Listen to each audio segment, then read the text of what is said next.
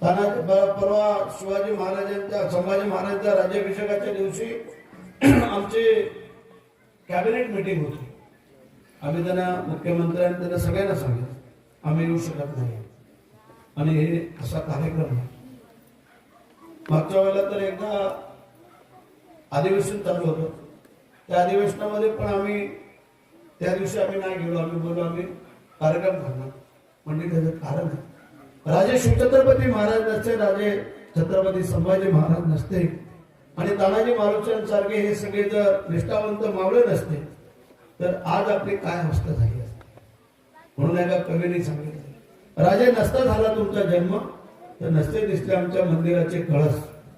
राजे नसता झाला तुमचा जन्म तर नसते दिसले आमच्या मंदिराचे कळस. राजे नसता झाला तुमचा जन्म तर नसता दिसले आमच्या दारामध्ये तुळस. राजे नसता झाला तुमचा जन्म तर नसता दिसले आमच्या दारामध्ये तुळस. राजे नसता झाला तुमचा जन्म तर नसता दिसल्या माझ्या या माय भगिनीच्या कपाळी सौभाग्याच्या कुंकू.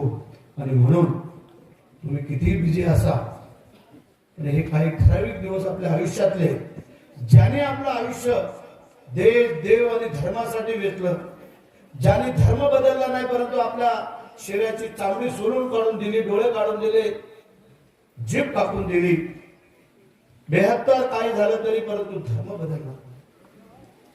त्यावेळेला काय झालं असतं तर धर्म बदलला असता तर जिवंत राहिले असते संभाजी महाराज.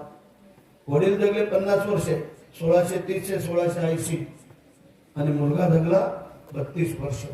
32 वर्षाच्या वयामध्ये केवळ आपल्या देवासाठी आपल्या धर्मासाठी ज्याने आपल्या संपूर्ण देहाची लाहीलाही करून घेतली परंतु अजरामर झाले, छत्रपती धर्मवीर छत्रपती संभाजी महाराज.